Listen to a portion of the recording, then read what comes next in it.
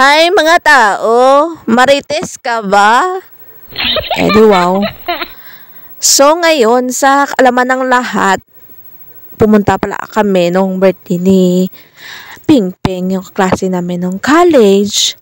Kaya ito yung nangyari. Pagkagaling sa Kabatuan, dumaan muna ako dito sa Maasin Iloilo na market. Kasi may binili lang ako.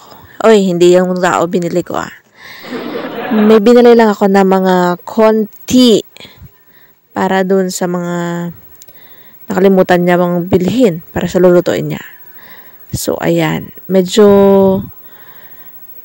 pagsik pa tayo dyan, no? And then, di ko rin kinalimutan, bumili din ako nito. Ang tawag dito is combo. Alam mo yung saging na pinaligid-ligid sa harina? Yun. So, now you know. So, balit 10 piso lang yan. So, 2 binili ko. Isa yung sa akin, isa kay Elisa. Oh, shout out kay Elisa. Oh, nandito na kami sa Gumbian Maasin. Tapos, pupunta ka. Ito yung dadaanan mo. Namin pala kasi hindi kayo sumama, 'di ba? Pero sama lang kayo. Panood kayo ng video. Yadi pang views, oy. Char! So, ayan si Elisa. Naglalakad na siya na parang si Elsa. Chos! So, sa dami ba namang pwedeng makita? Ito pa yung nakita niya. Sabi niya, ito daw yung unang cake nung unang panahon. So, ayan. Sabi ko naman sa kanya, hindi! Ito yung nilalagay sa mga bunganga ng chismosa kapag sobra na sila. Yan yung ginagawang lipstick para sa kanila. Para tumahimik na sila, char. Tingnan nyo ang ganda ng view dito. At yun nga, may tinuro-turo siya doon. Sabi ko, doon mo ba itatapon yung nagchismis sa'yo? Sige, go. Tapos dito, kung sa SM may escalator, dito meron din. Kaso, hindi nga lang gumagalaw. Steady lang. O, diba? Bongga. At kung sa Banawe, may rice terraces, dito meron din. Mini nga lang, hindi pa large. Kaya hintayin nyo na lang yung pag-improve niyan. Pero sobrang fresh ng mga hangin dito at nakaka-relax yung mga tanawin. So kung yung simpleng tao ka lang at mahilig ka sa bukid or nature, perfect place to para sa'yo. And nakita rin namin pala itong patola. Sobrang liit, diba? Diyos, utak nyo At meron din sila ditong stiwitis. O, diba? Sabi nga, kapag nasa farm ka talaga, di ka magugutom. Kasi, habang masipag ka, may kakainin ka. Pero kapag tamad ka, heading nga. So, ito pala yung mother ni Pingping. Sobrang sipag niyan. Alam nyo ba na nag-aani pa yan ng palay? Tsaka nagrarara pa yan? Alam mo ba yung rara? Yun yung ginagamit sa paggawa ng bahay. Oh, wait lang.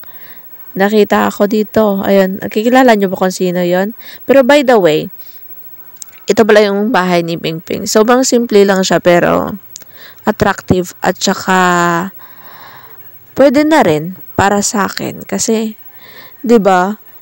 Mas maganda kasi yung nakabukod ka sa pamilya mo. Even though sabihin mong nanay mo pa yun, 'di ba? And then, ito na nga, nagpapaapoy na siya kasi magluluto na siya ng ulam namin. Oh, ayan, sobrang daming kahoy nila, di ba? Ganyan talaga kapag masipag ka sa probinsya. Hindi ka magugutom. O, sabi ko nga sa kanya, habang luto ka lang dyan kasi magduyan-duyan mo na ako dito. O, di ba? Ang ganda ng life. Alam nyo bang minsan na ako nagdi-day off kasi naman sayang yung pera pamasahe, day. Tsaka, imbis na i-day off natin, i-surprise din natin to si Pingping kasi andyan daw may Shopee delivery tapos may 1M na babayaran. Pero hindi. Joke lang namin sa kanya yun.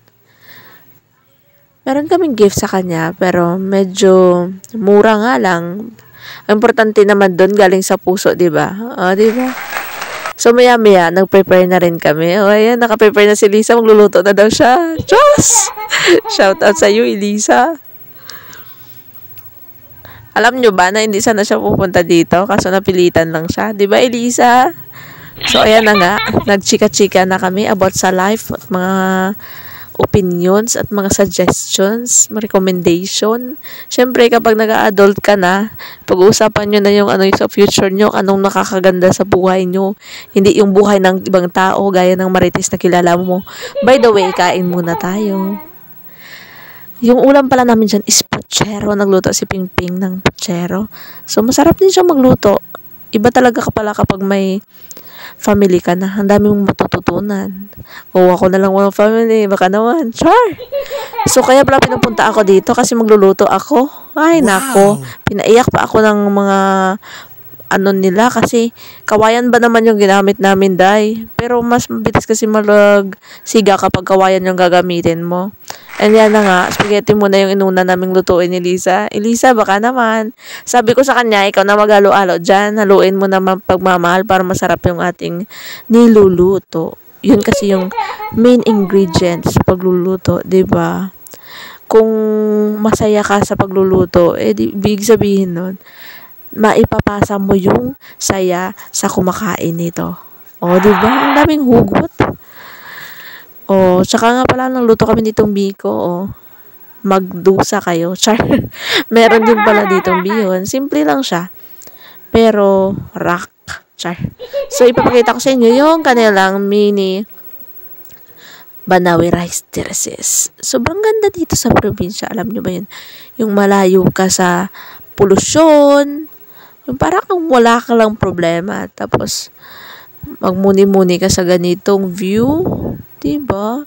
Tapos, ang healthy pa ng mind and fresh kasi yung mga ano dito. Yung hangin ba? Tapos niloloko yung mga bata. Sabi ko, picture tayo. Di nila alam, naka-video. Di ba? So, ayan yung father ni Pingping na sobrang sipag din. And, ito yung manok nila. O, di ba? Mamaya, wala na yan. Just, so, mag-i-end ang video na to na nag-unboxing si Pingping. So, simple lang, pero sana napasaya ka namin. Thank you for watching.